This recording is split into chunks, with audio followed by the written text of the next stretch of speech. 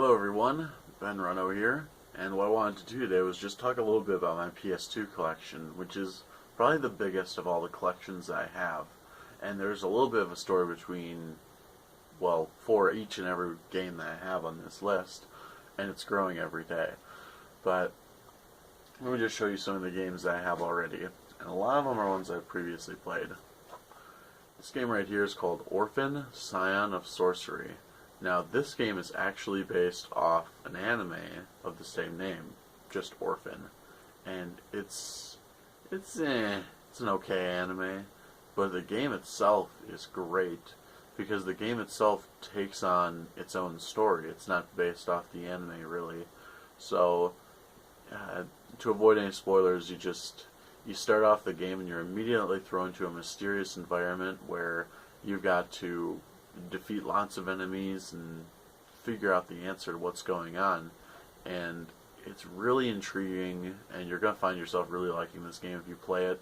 It's got some RPG elements, but basically it's got a really cool combat system and a really good story and characters, and that's why I've always loved Orphan. And it was one of the first games I actually played on the PS2.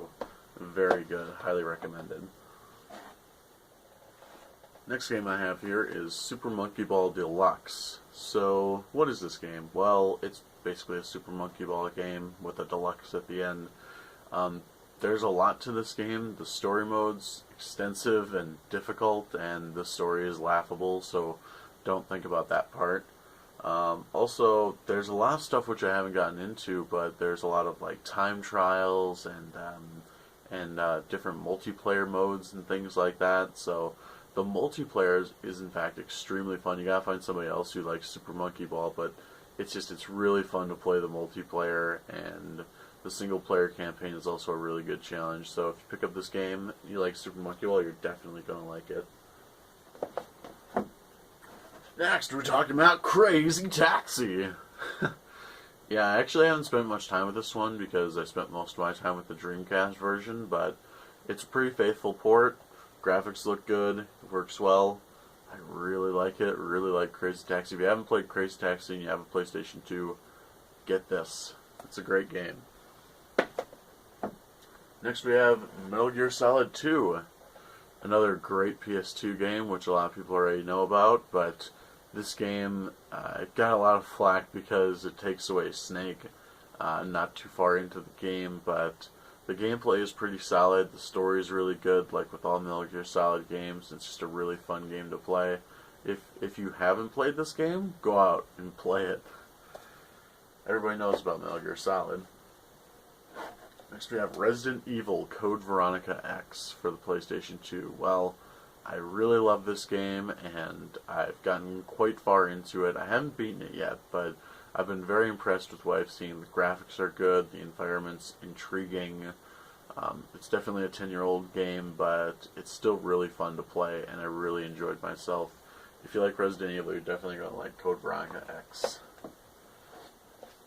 Mega Man X7. I actually rented this game when I was younger, and I really liked it. Well, actually, I remember I got stuck on it, and that's the thing. Most kids probably wouldn't be very good at a Mega Man game because they're quite difficult. But I liked this one. I liked the art style and the characters, and it was definitely more meant for kids because there were stuff like toys like this in the store. But what do you call it? Now that me and my brother are playing it, it's still very hard to beat.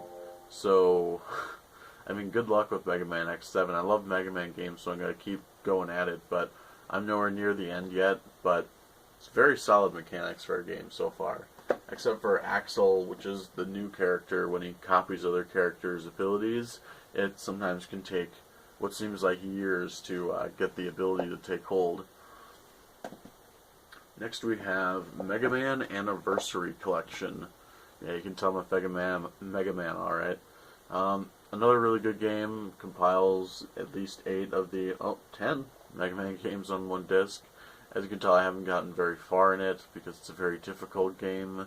I mean, the only way me and my friend Ryan were actually able to come close to beating the original Mega Man was with ROMs and save states because the game is so incredibly difficult. But just Mega Man's a great game, and it's fun, it's fast-paced, it's very challenging, if you like very challenging, so just playing all the classic Mega Man games on one disc. It's a great idea. Next we have Need for Speed Hot Pursuit 2. So, I don't know who played Hot Pursuit 1. I certainly didn't.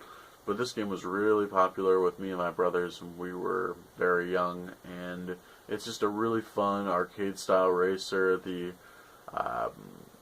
physics aren't really there, so it's really just, you know, fun, slashing around corners at 80 miles an hour, getting air, running from the cops, stuff like that. It's really fun. And it's really fun to play with other people, especially in two-player. This game's one of the best racing games I've ever played, and it's really enjoyable, and it still holds up. Next we have Spyro Enter the Dragon. I frankly don't know why this game's in my collection. Spyro is more of kids' games, and that's not saying because, you know, oh, kids' games like look down on it, but more because the mechanics are simple and it's quite boring for older people to play. So I haven't played this one and don't really plan to. I don't know why it's in my collection. Let's see, what's next here? Oh, Sonic Unleashed. So this game gets a lot of flack because it's very slow moving when you're in the werewolf stages with Sonic, but I really like the game. It had one of the better stories of the Sonic games I've played. The graphics were good, and it was a fun game. I mean, the Sonic stages were really fun, and then the werewolf stages were pretty good. So if you haven't played this game and you heard all the bad rap, give it an honest chance and you'll probably like it. It's a good Sonic game. Next we have Shadow the Hedgehog. I haven't actually played this game, but my friend Ryan, he used to play this game profusely. And basically it's kind of like them trying to make a Sonic first-person shooter starring Shadow the Hedgehog, except for it's not actually a first-person shooter, but it's a very dark game, but only dark in the kids' sense of the word, so any adults are kind of going to be like, meh.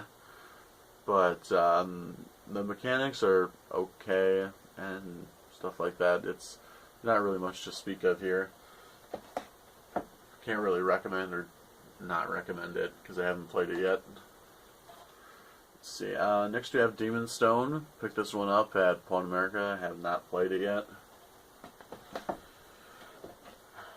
Dragon Ball Z Budokai Tenkaichi. Yes, that is right. I paid $35 for this. So I bought this right around when it was new.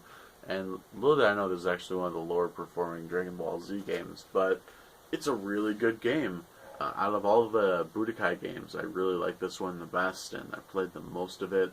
There's a ton of challenges, a ton of missions, a ton of characters.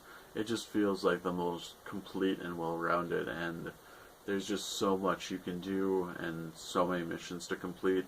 It feels great, and it's a really good game. It takes a while to learn all of the little ins and outs and all of the characters, and you will spend a lot of time doing it, especially when you reach the harder levels, but it's just really fun playing through all those levels from the show that we all used to love, and being able to replicate all those moves, even the obscure ones. Really cool. Avatar The Last Airbender. Love the show, have not played the game, but I have it, just in case I do. Kingdom Hearts. Another kids game, but not as simple. Well, it's pretty simple, but not as simple as you'd think. And there's a little bit of depth to it. Mostly, though, if you're an adult, you're not really going to get much out of it. It's a kid's game.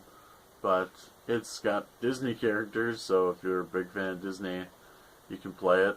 It's okay. It's okay. That's all I can say about it. So you have Castlevania, another pickup at the pawn shop, but have not played it yet. I've heard 3D Castlevanias are pretty terrible. I'll withhold judgment, though. Next we have Final Fantasy X-2. Haven't played it because I haven't played 10. Oh, next we have The Lord of the Rings, The Two Towers. I actually used to play this a lot more when I was younger. I played this on the PlayStation 2, obviously.